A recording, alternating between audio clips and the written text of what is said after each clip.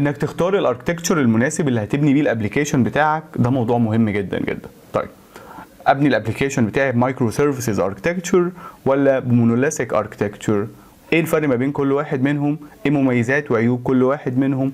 هو ده موضوع فيديو النهارده.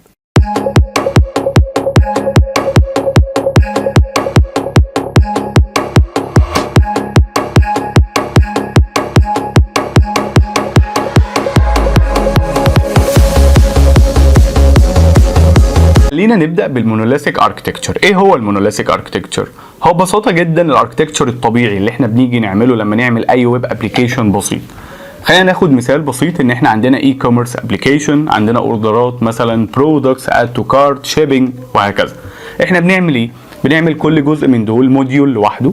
كل الموديولز دي بتبقى في سيستم او ويب ابلكيشن كامل. غالبا بنشتغل بنفس الكود بيز، بنفس البروجرامينج لانجوج، وغالبا كمان بيبقى على نفس السيرفر. هو ده المونوليثيك اركتكتشر ببساطه جدا. طب ايه المشاكل في الموضوع دوت؟ اول حاجه ان لما السيستم بيكبر جدا الكود بيز بيكبر جدا ويبقى كومبليكيتد قوي ويبقى صعب جدا جدا في التعامل والفهم، خصوصا مع الديفلوبرز الصغيرين. الحاجه الثانيه ان احنا لما بنيجي نعمل اي ابديت في موديول من الموديولز اللي موجوده، وليكن مثلا ان احنا هنعدل حاجه على البرودكتس مثلا او على الشيبنج، غالبا هنضطر ان احنا نعمل ديبلويمنت للابلكيشن كله من اوله لاخره عشان الابديت الصغير اللي احنا عملناه في الموديول دوت.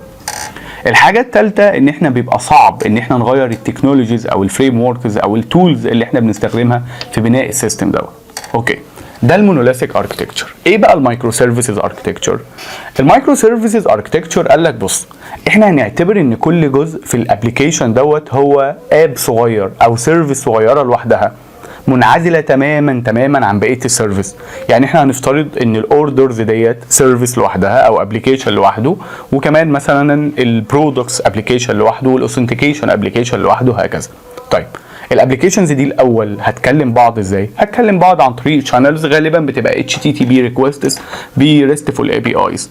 اوكي، طيب ايه الميزه في القصه دي؟ لا، مزايا كتير جدا جدا جدا. اولها ان انت ممكن كل جزء في الابلكيشن تعمله بكود بيز او بروجرامينج لانجوج مختلفه تماما. يعني ممكن تختار ايه انسب تولز لكل حاجه وتبقى شغال بيها هي. سي مثلا اخترنا ان احنا نعمل الاوثنتيكيشن بالبايثون، وهنعمل مثلا الاوردرز بالسي شارب، وهنعمل مثلا البرودكتس بالبي اتش بي، وكل جزء منهم هيبقى ليه تيم صغير هو مسؤول عن الجزء دوت يشتغل عليه، ودي حاجه حلوه جدا جدا. طيب ايه المزايا تاني في الموضوع دوت؟ المزايا تاني في الموضوع دوت ان لما بنيجي نعمل ابديت في اي سيرفيس او اي جزء من الابلكيشن مش بنضطر ان احنا نعمل ديبلويمنت للابلكيشن كله من اوله وجديد، لان كل سيرفيس اندبندنت تماما مع نفسها شغاله لوحدها، هنعمل لها ديبلويمنت لوحدها، وكمان ممكن تكون بالداتابيز بتاعتها لوحدها. ده المايكرو سيرفيسز ببساطه شديده جدا. طيب ايه مشاكل المايكرو سيرفيسز؟ مشاكل المايكرو سيرفيسز حاجتين غالبا.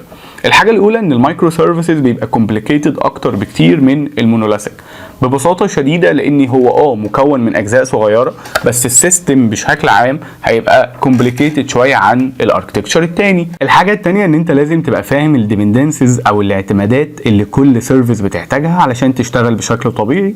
برضو الحاجه الثالثه ممكن يقابلك مشكله بسيطه في النتورك بسبب ان ممكن سيرفيس A تكون محتاجه حاجه من سيرفيس B، سيرفيس B تكول سيرفيس C، سيرفيس C تكول سيرفيس D، وهكذا. فده ممكن يعمل لك تاخير بسيط جدا في النتورك. طيب السؤال الاهم بقى في كل ده، هل المايكرو سيرفيسز دوت هو افضل حاجه؟ هل المونوليثيك هو افضل حاجه؟ هل ممكن ندمج بين الاثنين؟ احنا عايزينكم انتوا بقى اللي تجاوبوا على الاسئله ديت في الكومنتس.